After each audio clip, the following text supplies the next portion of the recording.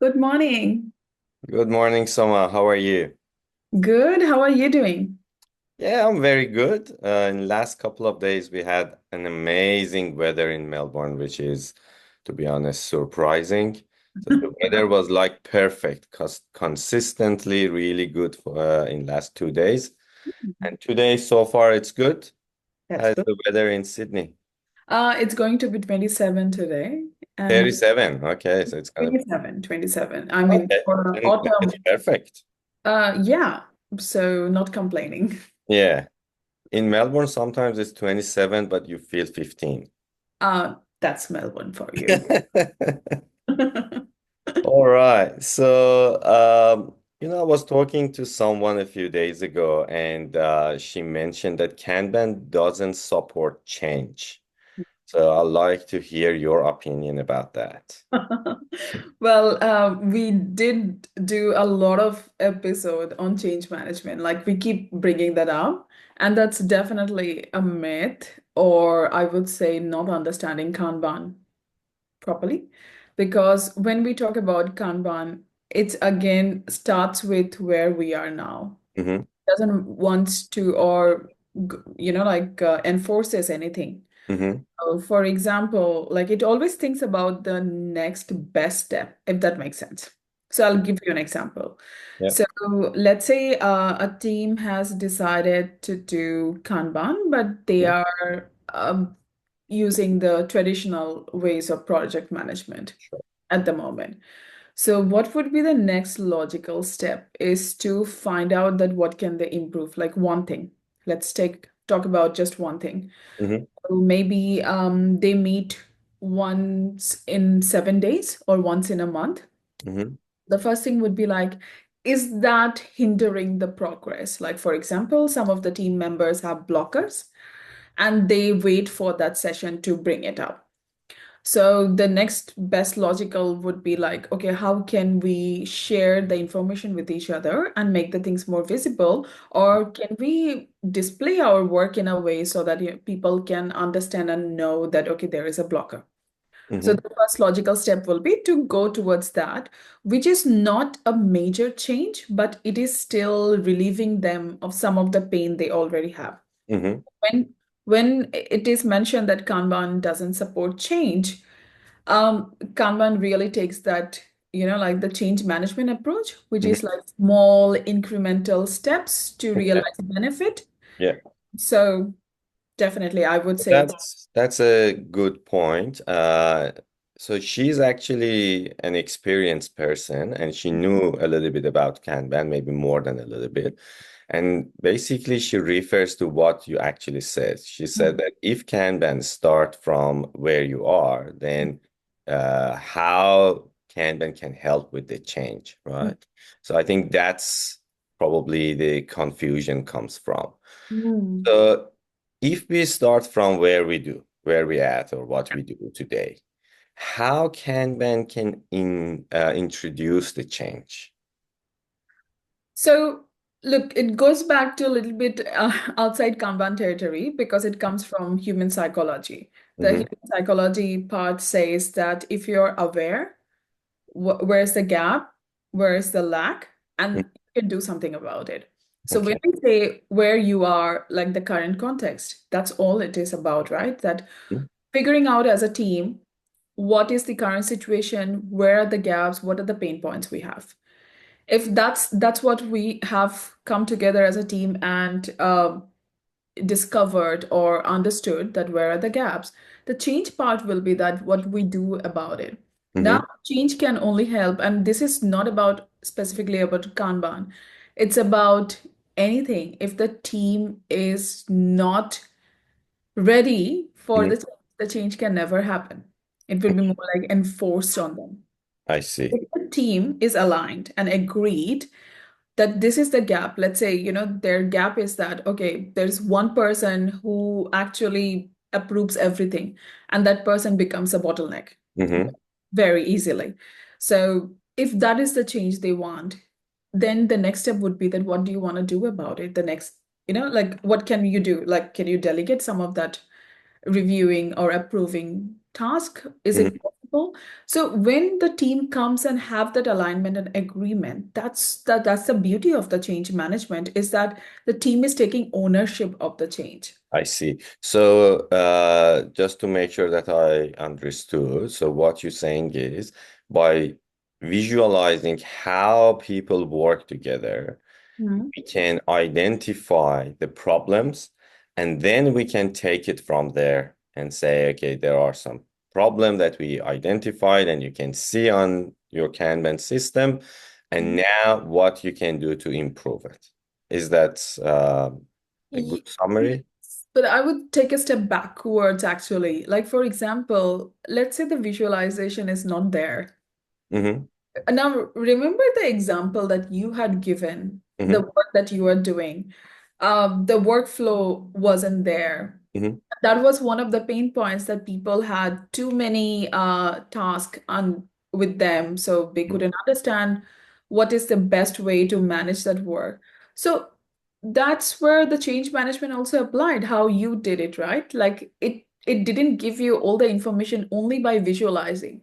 It's also about gathering information through other sources, like Mm-hmm. talking to the team, observing what's happening in the meetings or the sessions that you have. So it cannot be only visualization, if that makes sense.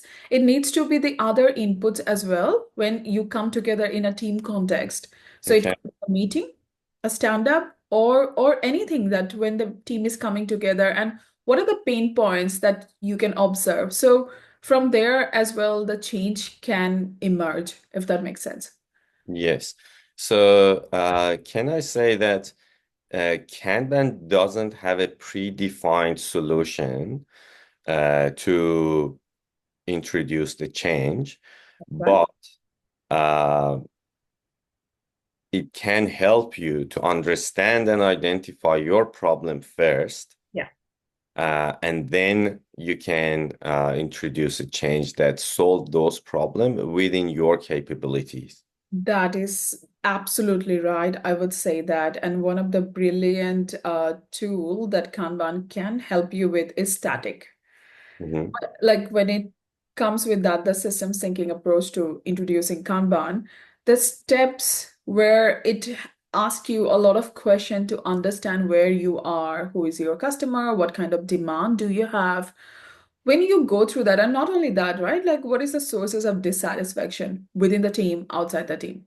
So these questions are designed in a way you can definitely tweak it based on your context. Mhm. But when you reach the outcome of those questions to understand, like for example, the first point, like finding out the sources of dissatisfaction or pain points, Mhm. gives you a really good idea that what are the gaps in the team? What are the gaps in the current practices?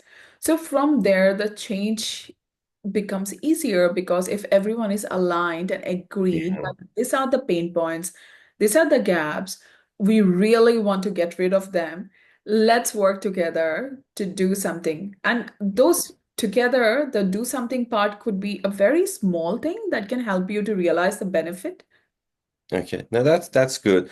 So now let's talk a little bit about the pros and cons. Yeah. So what are the disadvantages of having a predefined prescriptive solution? Uh, And because we keep saying that Kanban doesn't prescribe, how to work and the change and all those kind of things, right? So what are the disadvantage of doing that? well, the disadvantage would be, I believe, the first one, people are not happy and there will be trust issues.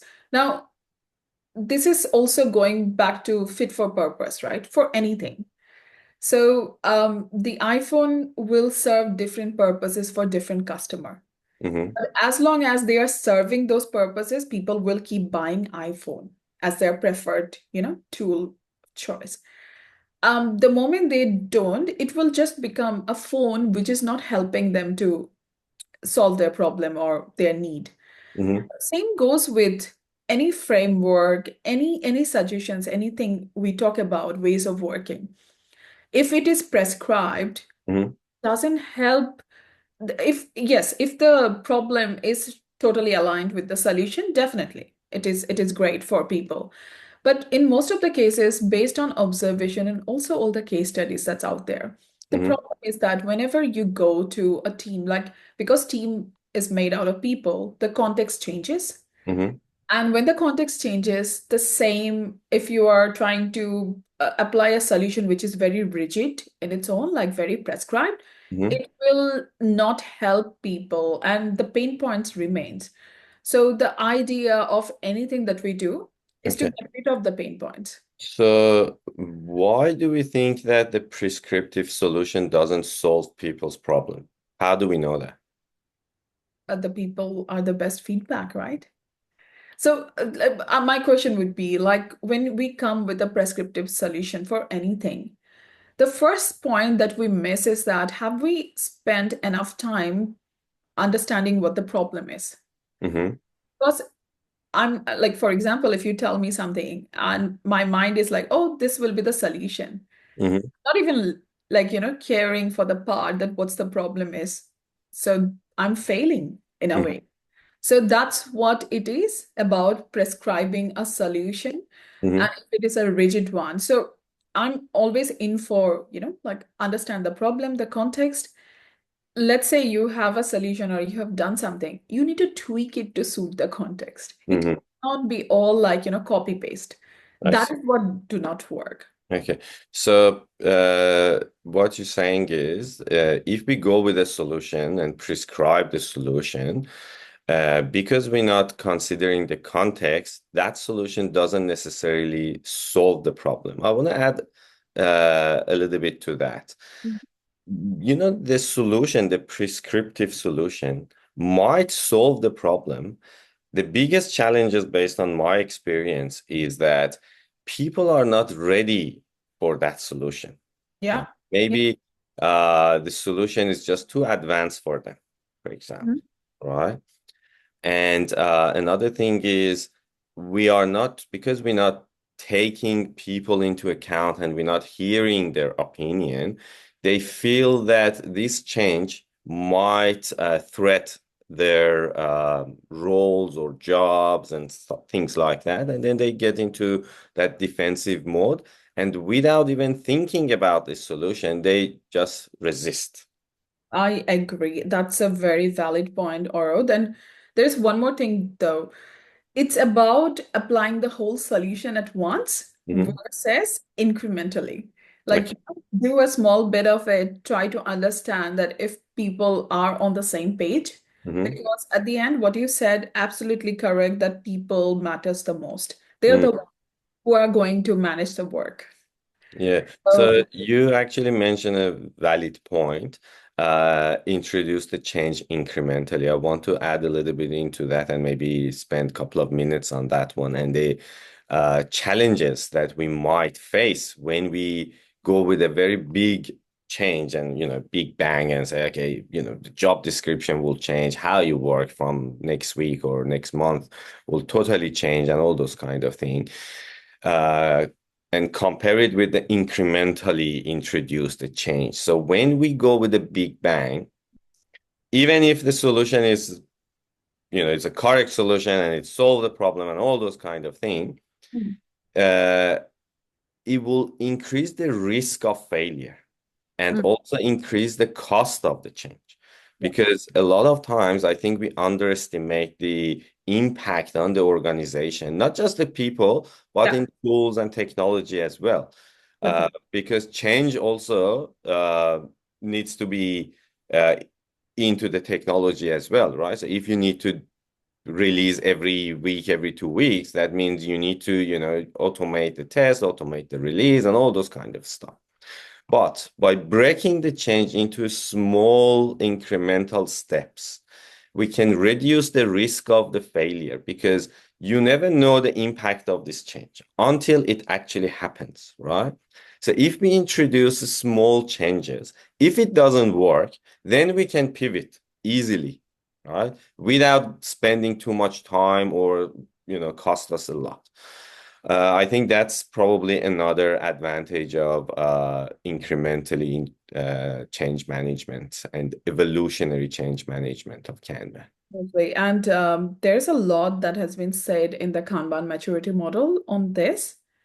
So we should do definitely an episode on that specifically, that how this Yeah. impact people and team if we try to force too much of Mhm. change at once, and what could be the consequences. But you are bang on that, that often in big changes, we discount the impact on people and Mm. the system and the platforms, the tools, because as you mentioned that yes, releasing every day or every week is really fancy. Everyone wants to reach there. But is that really necessary? That is also another point that people do not consider. Mm. That And that's a good point. Is this actually necessary for this organization or not? Maybe this organization doesn't even need to do every day. no, because we have to also understand the change on customer. If you're changing things every day, Yeah. customer also have to take in that. So Mm. customers are also human, right? And that's Absolutely. where the product mindset comes in. Yeah. So this is again a very good point about change management that is not only applicable to your employees within the organization, Mhm. it's also applicable to the people who are consuming the product or the service. That Yeah. what is the experience they are going through when they are using or consuming your product or service. And same goes for employees, definitely. So I believe we did cover and Yeah. also No, did that's broad range of like change management and the yeah. impact of it. Yeah, That's that's good. So just to wrap up and summarize what we discussed, we talk about does Kanban support change management or not? We talk about that Kanban actually, as a core, it's a change management approach and it's an evolutionary change management approach. You mentioned that we start from what you do today, identify the problem first, discuss it with the people and all the parties that are involved, hear their opinion, and collectively agreed on a solution that we think today that solve the problem within our capabilities and introduce the change step by step and incrementally to reduce the cost of failure and risk. Did I summarize it? Or do you want to add anything else? now the just do not discount the impact on people Yeah, and also the systems that you are in. So that is really, really important to consider before you try out any big bang changes. lovely. All We right. we did discuss the disadvantages of prescribed changes. Mhm. So please listen to that part. It's really important to understand that what you are dealing with if you are thinking about it. Yeah. All right. Lovely. Thank you very much, Soma, and thanks everyone for listening and watching us. And as always, we come back next week. Thanks, everyone. Thanks, Orod.